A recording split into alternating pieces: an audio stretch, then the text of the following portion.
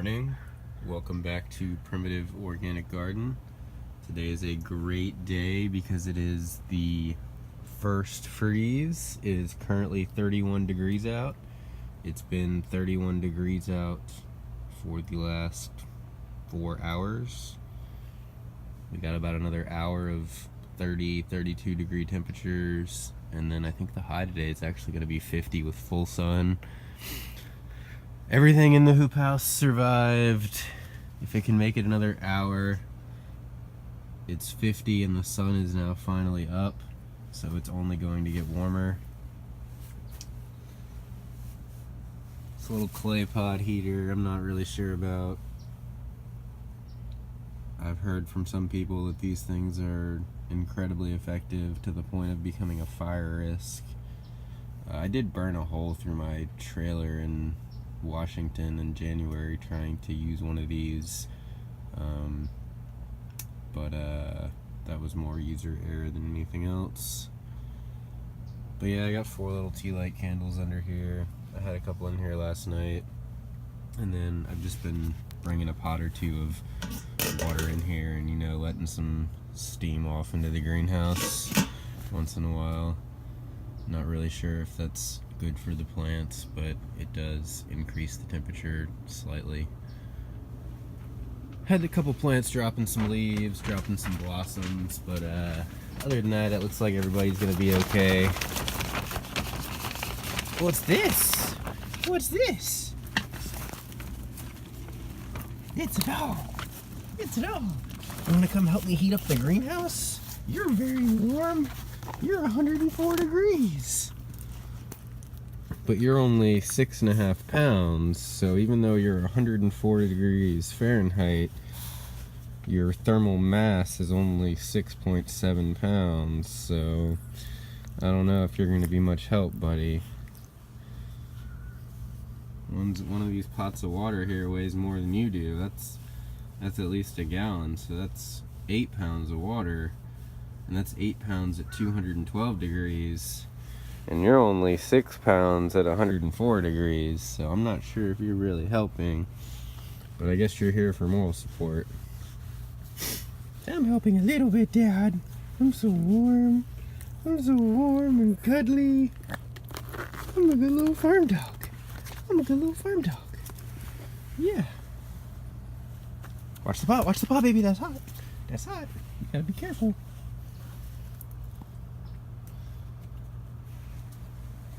Let's take a look at the rest of the garden. Come on, buddy.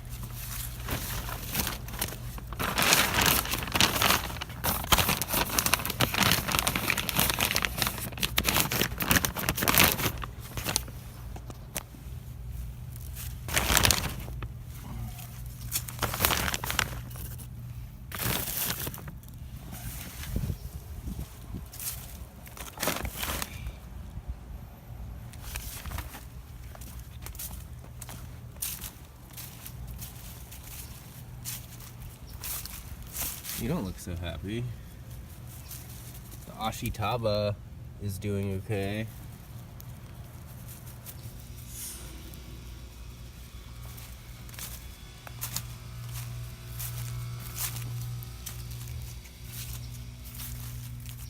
Oh, the okra looks pretty sad.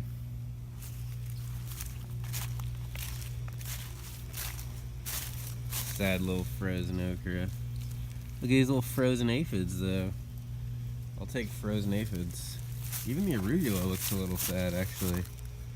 That's very surprising to me. I thought arugula was quite frost-tolerant, but it's been 31 for a couple hours now. The dandelion looks terrible. The arugula looks terrible. The dandelion over here also looks terrible, but I'm guessing it will come back.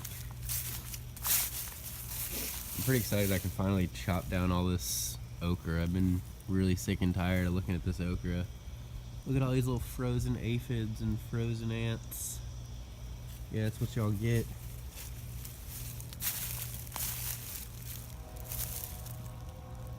Our climate is rapidly becoming increasingly subtropical and tropical to the point where we're gonna have multiple years in the next couple of years where we probably get less than 5 good freezes for the entire year. It's going to cause a lot of our invasive insect pests to become significantly more detrimental. I forgot to take cuttings of this basil yesterday. That was on my list of things to do, and I forgot to do it, and now it's all sad and wilted and probably dead. I guess I could rip it out of the ground right now and stick it in a glass of water and take it inside, but it's a little bit late. Luckily, we do have some basil in the hoop house, and as we just saw, the hoop house is 50 degrees. Everything out here is literally frozen or in the process of actively freezing. I'm going to lose all these tomatoes, including the green ones I didn't pick.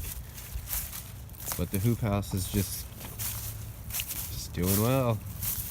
Strawberries look nice and purdy.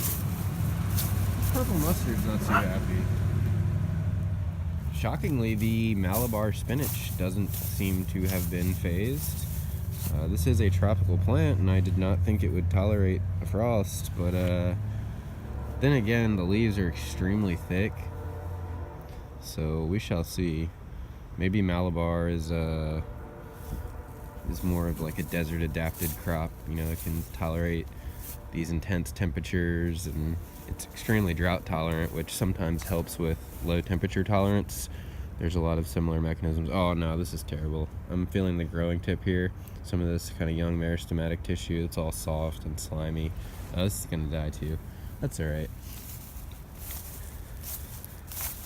So this okra looks the most destroyed of any okra. This area apparently is pretty well exposed. It is south facing, so it gets early morning sun, but it also isn't nearly as well mulched or insulated as other parts of the garden. The arugula over here looks pretty sad. I'm glad though that this area got cold, because this is where a big fire ant hill was. Loquat seems to be doing okay.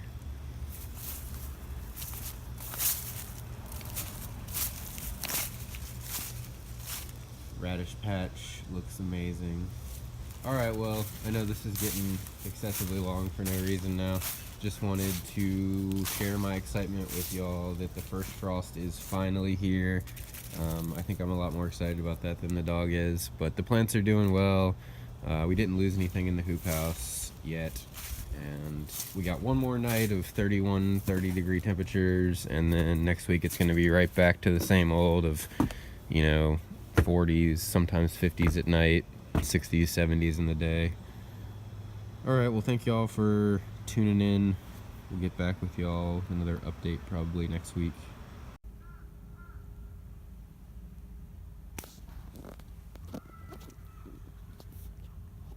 Welcome back to Primitive Organic Garden. It is now up to 35 degrees outside.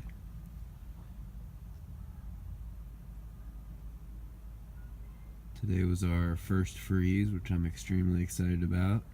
It hit 30 outside this morning. It was between 30 and 31 for about 5 hours. Now it's warmed up to 35. It's about to be 37. The high today is 48. Got my little clay pot here with a couple candles under it. Bigger clay pot on top. I won't need that anymore. I had a bucket of boiling water that I brought in here to generate a little bit of steam.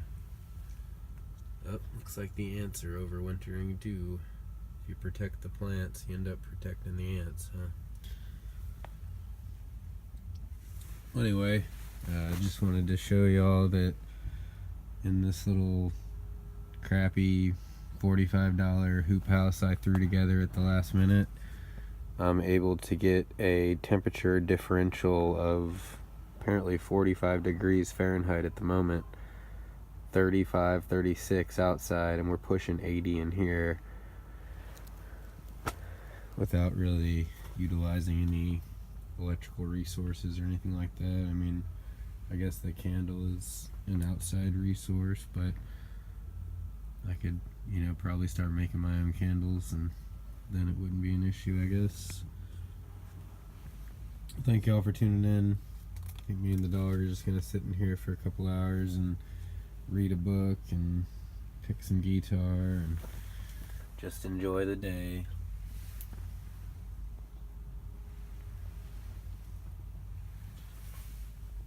It's a little dwarf jalapeno.